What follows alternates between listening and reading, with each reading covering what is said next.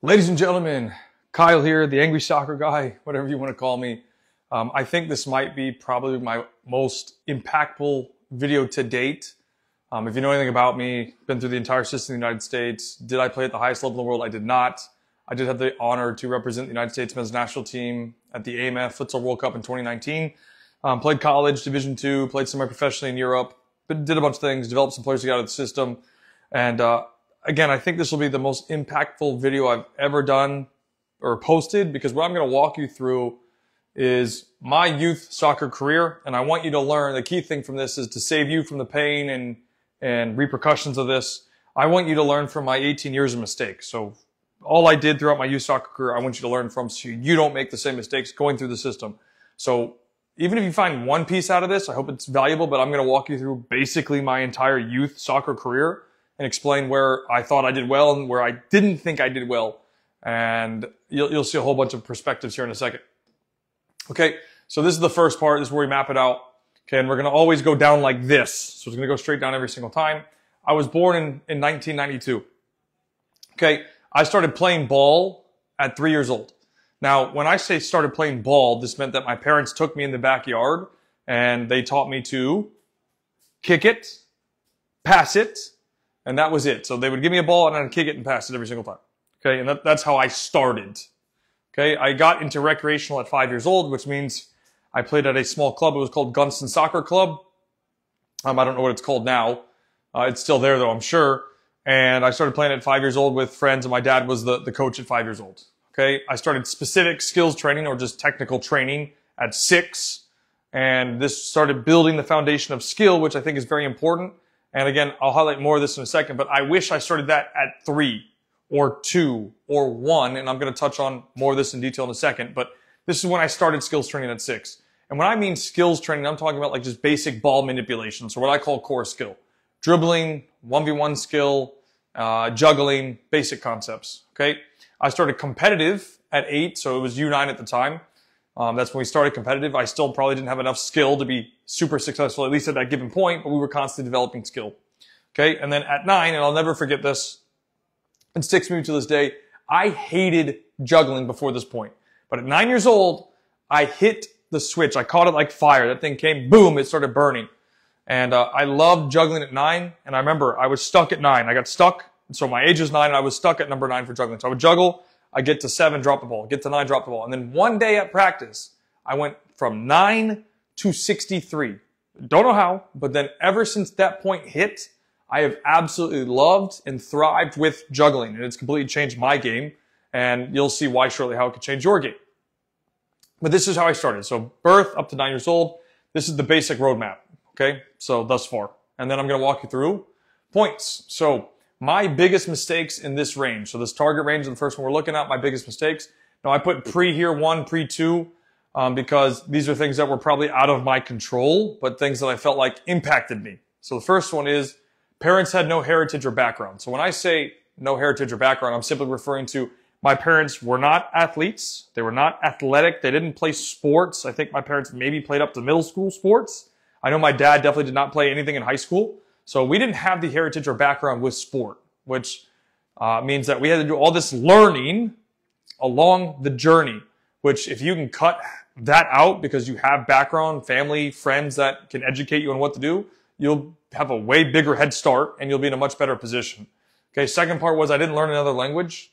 My parents only spoke English. I wish, and this is something that I will implement with my son or daughter in the future, is whatever, let's say we live in the United States, so I speak English. They're going to be taught at home, let's say Portuguese. So that means they're going to learn English through school. Okay, so I wish I did that. I'm doing catch up now to learn other languages, but if I did it earlier, it might have changed the game for me for sure. Okay, now here are the 5 main points that were my biggest mistakes. Okay, again, probably outside of my control. If I knew differently, I would have done it differently. But moving forward, I know what to do. First one, focused on passing. So I mentioned I started playing at 3 years old. My parents taught me to kick it and pass it. No, I wish they taught me push it, pull it, dribble it, soul roll, right? Anything to dribble the ball at that young age, okay? I didn't have a left foot, and you're going to see how this impacted me later, but did not have a left foot, so lack of a left foot, it killed me for a long time because I was right foot dominant. And I'm still right foot down of it, but I've got my left foot up to a point where now it's very, very close, or at least a lot closer. I was very shy, so I was an introvert, and I wish my parents pushed me a little bit more to be outgoing. Like, I was very good with my friends, but when it wasn't with my friends, I was uncomfortable, and I should have been put into situations that challenged me more to deal with that, especially at a young age. I barely played 1v1, and I lacked confidence with my feet. So I didn't have the skill, the ability, and, you know, again, you have to build this over time. But if I had dribbled the ball instead of passing, I would have played 1v1, and I've given you an entire blueprint with my youth soccer playbook, the plan. Then you can have a roadmap, and I wish I did this. I wish I had more confidence at the time. If I would have produced skill to then have confidence to go 1v1, and then it's just the implementation of said process. Okay, and then at first, my dad was a joystick and or vocal person on the sideline. So he would scream or he would yell a lot from the sideline, and that will switch later, but I just have to give you the framework here. Okay, my biggest advantages. My parents, fortunately, and this is why I keep telling you guys the same thing, you need to find a coach who cares and knows how to develop. So they have to care, and they have to know how. And I don't care what anybody says, and in fact, I used to think this way. One coach cannot develop a kid from, let's say, 6 to 18. You have to have different people. I used to be like, yeah, I'll do the whole thing. But there's things that this person will miss. There's behaviors that will be missed. And the other thing is, if a kid only hears one voice the entire time, then they won't know how to deal with changes. So like when you go to college, the coach is going to get fired. Probably a high percentage of coaches is going to get fired. New coach is going to come in. They become pro. They rotate coaches all the time at the professional level. So it's like you might have a pro coach one season, next season it's somebody else. It happens all the time. Okay? But you still need to find a coach who cares about development, and then if you can find more, the better. Okay? I practiced skill development. So because I found a coach who cared, we did skill development and then implementation, which is intrinsically what I teach now. I was, or still am probably, the most un-American American. So what this means is I don't enjoy, or I didn't enjoy at the time when I was a kid, that age, basketball, baseball, American football, hockey, you pick. All I did was soccer or football or futsal. That is literally all I did. So it makes a big difference when it comes to, I don't know why this is still playing. Hold on. There we go. So it makes a big difference for me when it comes to being an un-American American, because I did only football. I did one season of basketball, hated it. I did 2 seasons of baseball, one thing with T-ball, one thing with pitch ball, whatever the hell it's called. So I did that twice, and that was it. But I've never done any other sport since. I mean, I did do track in high school for a season, hated it. So I've only ever done football. Okay, so that was an advantage for me. And I always get this question asked, like, oh, do you think it's bad that a person only does one sport, or a player or a child only does one sport? I don't think I'm good to give that feedback, because I was a one-sport player. That was me. Okay, so when people ask, I don't think I'm a good fit for that. All I wanted to do was play football. That's all I did, especially when I was a young kid, 6, 7, 8, 9, 10, 11, 12 years old, was football, football, football, football. I was obsessed. It was my life. At especially a young age, lived, breathed, ate football. And at the time, Beckham was my favorite player. He was absolutely a superstar. I mean, we're talking like end of 99, early 2000s, when he took off. And I was actually a DC United fan, Marco Echeverri. Loved the guy, at least at the time when I was watching him. So that's the first range here. Okay, so let's look at the second one.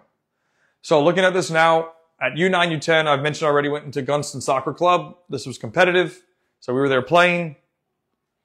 And then U11, U12, basically we were able to keep the same group of kids together, and we transferred to U11, U12, Lee Mount Vernon Soccer Club. I don't know what it's called today. It might be the same name. I don't know. Maybe it doesn't exist. Okay, but U9, U10, Gunston Soccer Club, U10, U11, Lee Mount Vernon Soccer Club. But we were able to keep intrinsically the core of the team together at this age range. And this is so important. I think, especially from a developmental standpoint, if you can get a group of players, so let's say you start at 7, and you're able to develop a core group from 7, 8, 9, 10, 11, this is huge. You're going to have a team that will be, they might not win a lot right away, especially if you try and do the right things, but you'll get them in a platform, in a position where they'll be able to grow in the longer run, and they're going to be better players. So we benefited greatly from this part here. Okay, then we transferred to Team America Premier. So it started here, moved here, moved here. Again, the core of the group was together. This is where it started changing, though, and this is where we all started going our separate ways. But we built it from this point here. So we're talking I mean, 6 years almost, 5 years of the core group staying the same. The core, were there some players that changed after that? Yes. But the core of the group stayed together the entire time because we were able to get a group of parents that cared. And this is right around where here, my dad learned to stop being a joystick parent or a yeller, a screamer. Okay, so here is where he figured that out, that he shouldn't be behaving like this. And actually, he did that on his own, which is impressive. At U12, I traveled to Brazil. So I went to Brazil as a 12-year-old and got to train and see the level gap that was shocking because it's just like, it's not even close, man. Like, all they do in Brazil, at least at the time, I'm sure they still do a lot of it now today. It's been years since I've been back, but futsal, cage, inside very tight spaces, street ball. So like when I was there for about a month, it was like 28 days, give or take 25 days, whatever it was. We did futsal the entire time. I think we played 1 or 2 matches soccer. So, and the level gap is just so different. I mean, it's crazy. Like that shook me a lot because I'm like I was pretty close, but I'm like, man, there's a gap. Like compared, like, and what I mean by gap is like everybody over there wants to be playing football. Over here in the United States, there's a big drop off from that football level. Not everybody wants to play football. Some of the parents have to push their kids, but like, I mean, parents didn't have to be there watching their kids. They just went out and played. Or they, like, the place that we were staying at was right outside Sao Paulo, so it was for Palmeiras, and they had their own facility that you could get to walk into. There's no parents there, right? So it's all different. It's all survival of the fittest at this point, okay? I ultimately go to high school in 2007. This is a note for you guys to understand because Team America Premier, U13, U14. At 14, it was actually 13, but it was U14, I went on trial with Olympic Lyonnais. So by trial, this means the academy, I was invited over by the academy to train there. This is when the rules were different. And by different, this means that a international player, young, old, didn't really matter at the time. I mean, there might have been some different rules as an older player, but I was an academy player. They could have signed me and they could have brought me over from, I was at the time living in Alexandria, Virginia, to Olympic Lyonnais or Lyon in general. Now, long story short, being here, this, again, same thing about Brazil, this completely opened up my eyes. And again, just seeing the level gap and seeing that every single player wanted to be there. So like I played with like Lacazette at the time, who went on to have a great career in the professional game. And like every single player is hungry. I remember walking out from the changing rooms and you got to see the first team being there. So I remember a guy, Fred, like there's a bunch of guys, Juninho, like you can't buy that experience. Like, because they would be, they're at the time, they've built a new training center, but the first team would train right here and we would have to walk past them to go to our training center or our training field. And it was just unbelievable experience, man, to be able to see that, live it. And, I didn't make it. So at the end of the process, they sat down with me and my dad and they said, look, Kyle's at the level. And this is where it becomes very, very important. So Kyle's at the level of the academy, but we're not looking for somebody at the level. And we're like, okay. And they're like, we're looking for somebody that's better than what we have if we're going to invest all this money to bring him.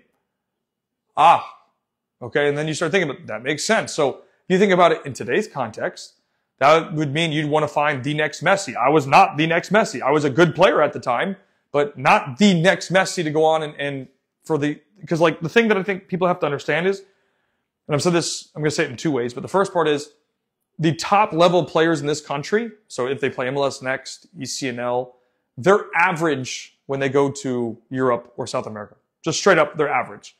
That's okay. But the other side of the coin is these clubs, so Olympic Lyonnais at the time, PSG, whatever club you want to pick with, their job is to develop players for their first team and then either keep them there or sell them to somebody else for significant funds.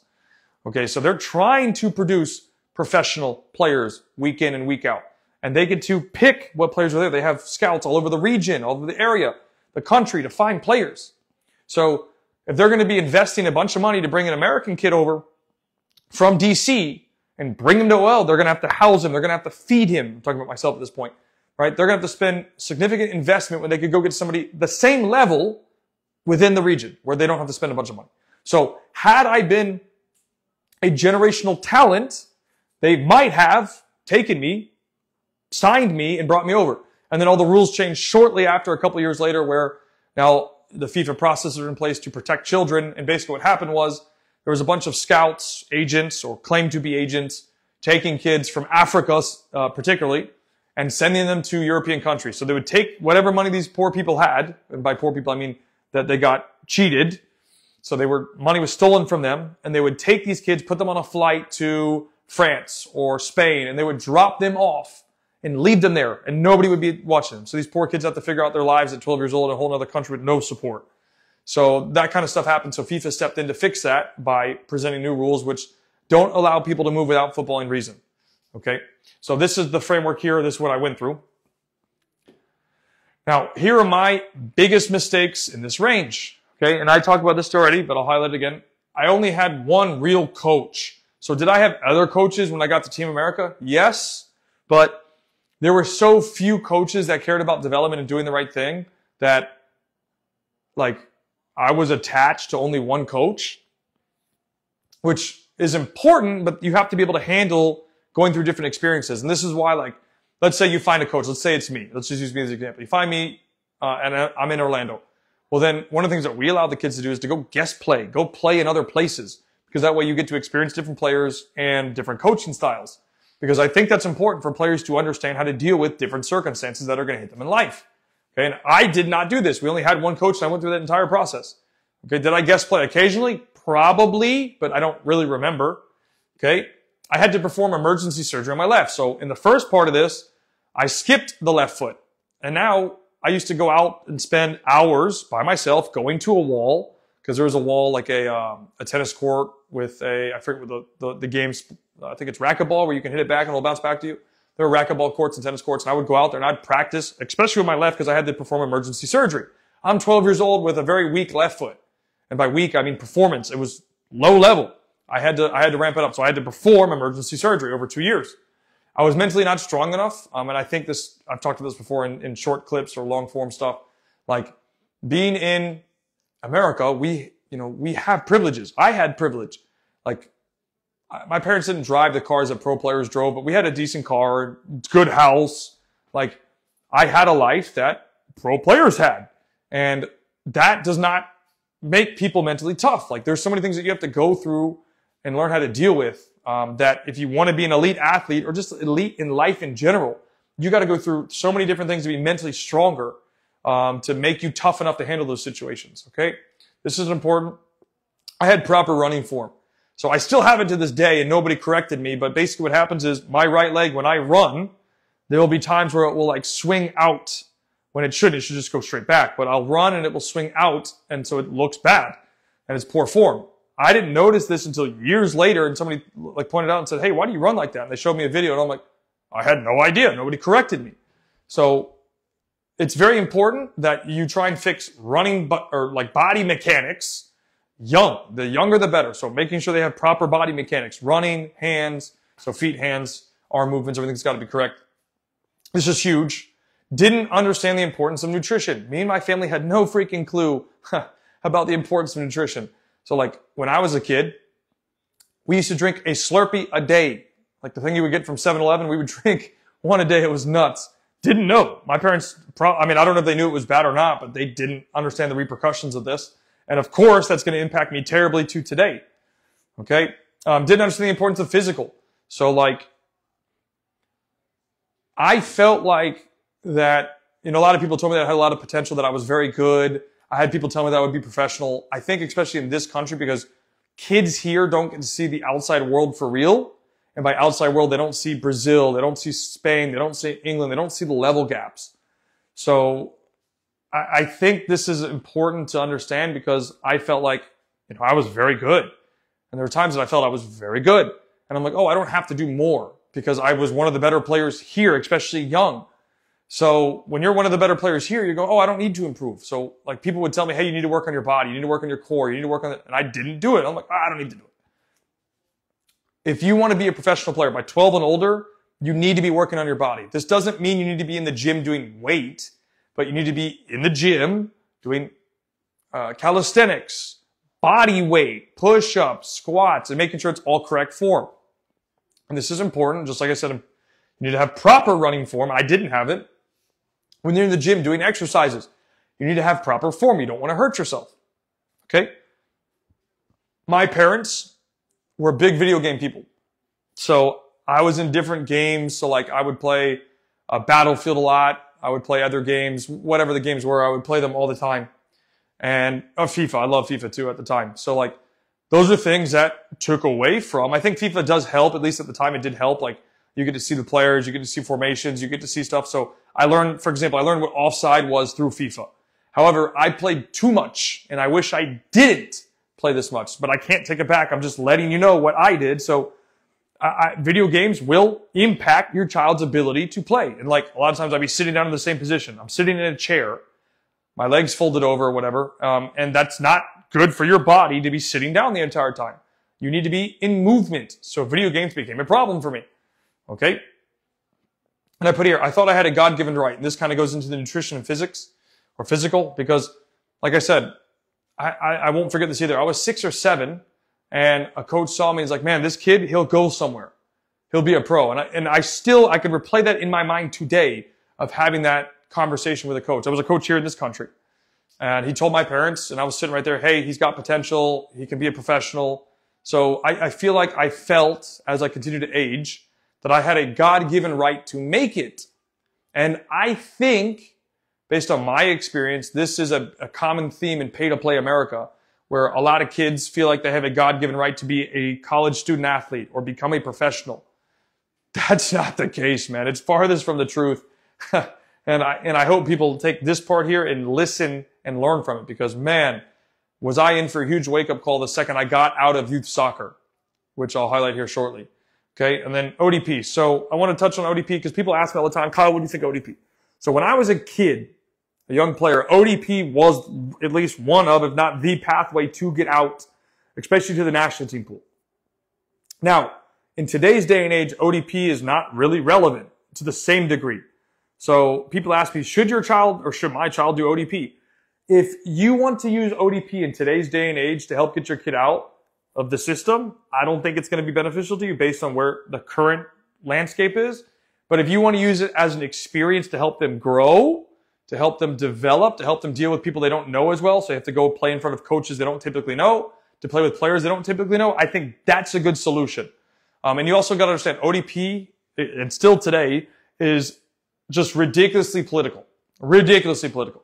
And like, the reason why I say it's ridiculously political, and I'm not saying this in a bad way, I'm just speaking truthfully, is because it's a lot of the coaches, like especially like at the time it was called districts, and it was called states, and it was called region, and then national pool. Well, when you were in the districts or state pool, it was run usually by local coaches, at least at the time, probably even still today. I don't follow ODP very much anymore, but I do still know about it. And they're all local coaches. So what do you think they did? They invited players of their pool, and they want to bring those players in. And like the managers of ODP, at least in Virginia, was ran by a parent of a player. So she was the one, and it was per age. So each birth year, they had a parent in charge. So who do you think got on the team every time? The child. So there's just things like that that were just a mess. And I think if ODP did it in a better way, saying it was all professional, in the sense of it was all professionally staffed, there would be no bias, I think it could have been different. But, you know, it was the platform at the time. So we had to learn how to deal with that. And I think the challenges that a lot of players had to overcome, including myself, was we had to figure out how do you deal with being a non-favorite, considering that we went against the grain. We weren't part of these groups. And I think that still plays a case today when it comes to ODP. And just a side note about ODP, this is something I don't like, so I'm going to tell you anyways because I'm the angry soccer guy, is, you know, ODP at the time, when I was a kid, was the pathway to the national team pool. Now, to stay relevant, ODPs had to create the ODP national teams. So by creating the ODP national teams, it gives parents that feel-good factor again about being on the national pool, but it's not the national team. It's not the United States men's national team under 15s or under 16. It's the ODP program national team pool. So before it used to be a direct connect to the national team pool. Now it's not. Okay, at least it's not really. There might be a player, you know, the exception, not the rule. Okay, but these were my biggest mistakes in this range. Now my biggest advantages. So we'll start off the top. I trialed with OL and I was at the level. I went to Brazil, trained with Palmeiras, played against Santos and Sao Paulo as well. I did very well. And those things I think really helped me understand what's out there in the academy levels. Like I got to see same age, playing my age group at these programs. And it's like, it's night and day, bro. Like there's no comparison to something here. And at the time, I was one of the top players in my age group and I was average. I went over to the top level in Europe and I was average. They were like, hey, you're at our level. That's average. Okay. But I was not a generational talent where they wanted to come pick me up. So just understand context of that. Okay. I was a very clean technical player. I wish I did more earlier, especially with my left foot and more implementation in 1v1 situations. I didn't do that too much. I was also super fit. Like I could run all day. But then obviously what happened, and I'll talk about this shortly, but I'll add value to it now, was my body started deteriorating. I kept getting hurt. I kept suffering injuries. Well, it makes perfect sense. My nutrition was horrendous. Probably one of the worst ever. And I didn't know. Now it's much cleaner, but I didn't know. And then I would also be sitting down a lot as I got older because I'd be playing video games all the time. So like those things add up to your body not being able to handle the physical limits. And like, I can't keep stressing this enough. Like when you go to tournaments, man, like you need to be helping your child eat properly. Can they have a cheat day? Yes. But if they're telling you they want to be a professional, they have to be eating cleaner food. Otherwise, I promise you, they're going to end up like me, being hurt all the time and suffering from injuries because I didn't take care of my body. And one thing that I should have added from previously was like when I think 9, my dad took me and my brother to a doctor because we had knee issues. And they did, I don't remember exactly what it was, but they did a test. And basically what happens is my kneecap activates 26 degrees later than it's supposed to. Well, that's a genetic issue. So by having that genetic issue, I've had various knee issues along the way, and I get pain all the time in my knees. Well, that's because I have a genetic problem. But we didn't do things to try and counter that by nutrition, rehab, recovery. He probably just told us. My dad didn't know what to do. He didn't do anything about it. We probably could have done something to address those issues. I don't know, but I'm highlighting the fact that had we been educated, we could have. Okay? The other thing that I did at this point, this was important, and I wish I did more later. Wrong button. Wrong way. Sorry, backwards. Okay, was I trained up 2 age groups. So let's say I was U12. I was also training U14. So my coach, the one that cared and developed us, had 2 teams. He had my team, which was the younger team, and then he had an older team. He took me and I think 2 or 3 other guys, and twice a week, we would train up with his older group. And they were like state cup champions in Virginia at the time, like, which was very impressive because there was no other leagues. There was no DA. There was no MLS Next. There was no ECNL. It was just everybody tried to be the state champion. Nowadays, state cup is not really relevant because the top teams, are not playing in state cup anymore. Okay. So, but I was training at least twice a week, 2 years up. So I would train 4 days a week, 2 times with my team, 2 times up, or I would do like a double session. Okay. So those are some advantages that I had at the age group or during this phrase or frame. Okay. Now we're in high school. I played varsity as a freshman. My freshman year, I was on the varsity squad. I did play, I think, 3 games or so with JV. I switched to McLean Youth Soccer, which I'll expand on shortly. The Development Academy was announced. I believe it was 2008. In the summer, I played for DC United, which was like a precursor for the Development Academy program, which I'll expand on in a moment. I'm just trying to highlight for you. I then joined McLean Development Academy, so McLean DA. And then my first year in the DA and high school not so good personally, but the DA was excellent for me. Okay, so let's walk through this now that I've expanded on what it is. So varsity as a freshman, I'm a 14-year-old playing varsity. It really helped me understand context, especially physically. The level was very low.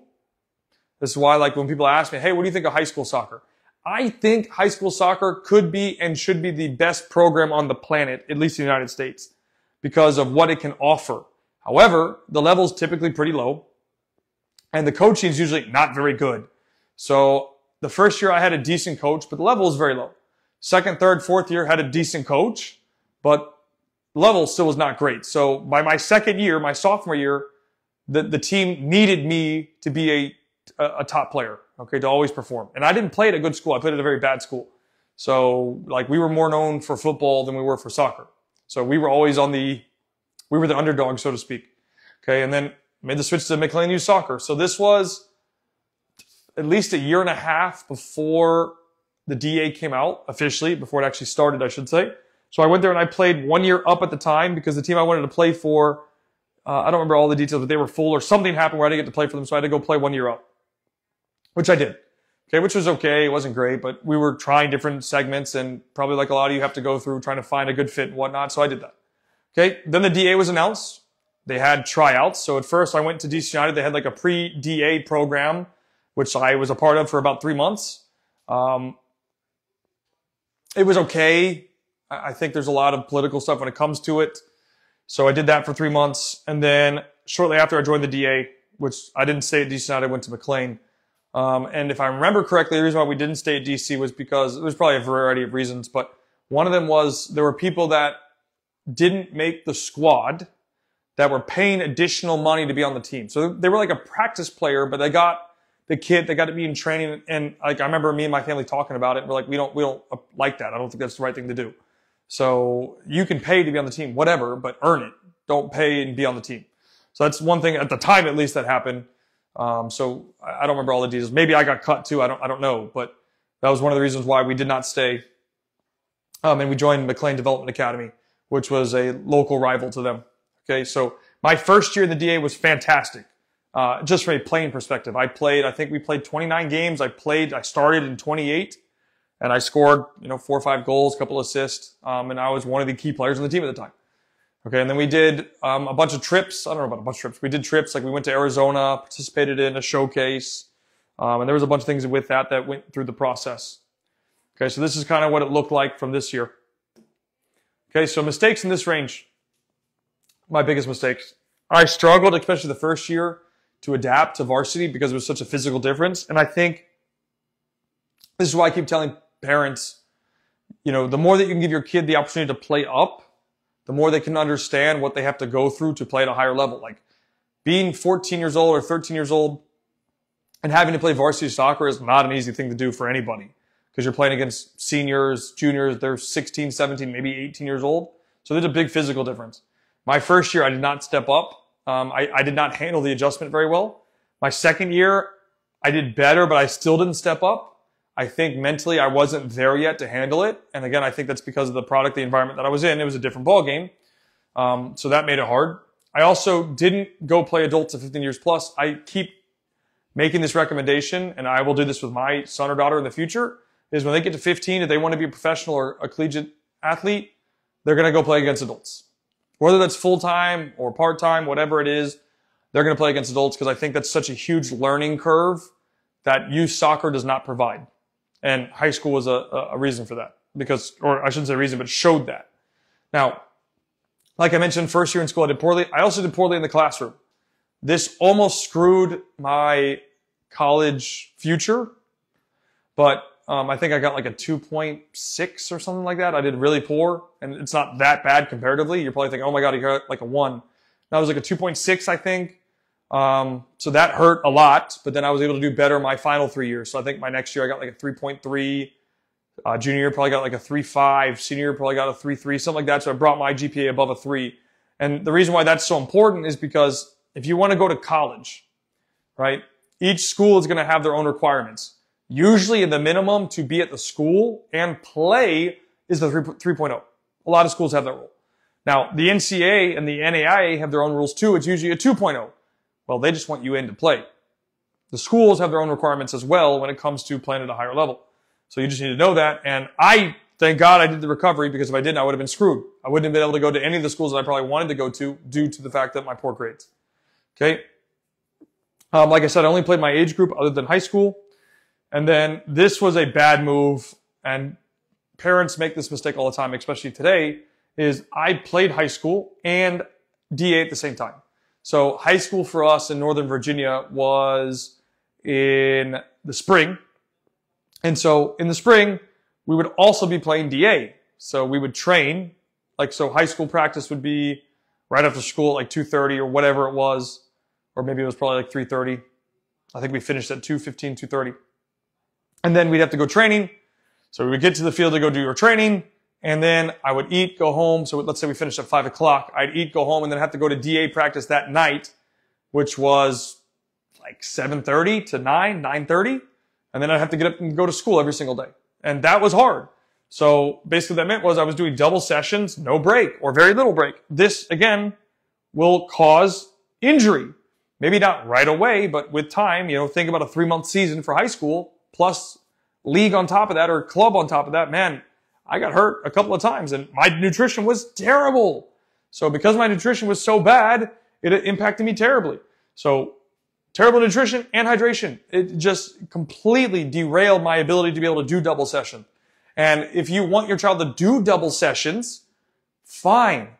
But when they're going to do a double session, make sure that the nutrition is good and they're hydrating and they get proper rest. I always say they need to have at least 4-hour break between, they need to have a 4-hour break between segments. So if they're going to be doing training and then rest and then training, they also need to be able to eat and hydrate. But train, break for at least 4 hours, which means they can eat, they can rest, and they can hydrate, and then they can train again. 4 hours really is not enough, but that's a minimum standard that I give when it comes to dealing with this. But these are the things that I had to go through and where I made a lot of mistakes. So, I hope that you guys learn from me and these mistakes that I made. There might be a couple of things that I missed through this, but the point that I want you to take away from this is I made plenty of mistakes. So this was like my career in youth soccer, and I didn't even touch on college yet. All right, I didn't touch on college recruiting or any of that stuff. But I hope you take away actions and steps that I went through and you learn from them. And yes, I fell for the tryout stuff. My parents fell for the 24 and 48 hour stuff. And you shouldn't fall for those things. If your kid's really good enough and they want your son, even if you skip the 24 to 40 hours, you can go back to them and they will take your kid.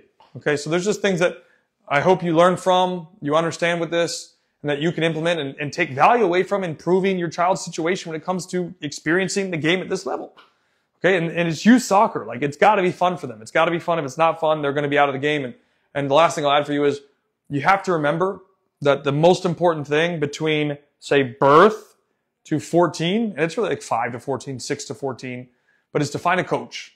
Find a coach who cares and can develop your child, because what happens between that age range of winning and losing, obviously everybody wants to win, but it's not really relevant because nobody's getting a college scholarship, nobody's getting a Division I contract, nobody's signing professional. They might be able to sign for an academy, but they're not going to sign pro unless they're just that good. They're a generational talent, then maybe, okay. But, the development, the process of fun, the kids staying in the game is the most important, because by 13 years old, man, kids are quitting the sport at an alarming rate because they're no longer finding it fun and they're being treated like it, or they've been treating it like a job. And when kids find something like a job, they're going to quit. So anyways, man, I hope you enjoyed this. Hope you found value from it. And I'll see you guys in the next video.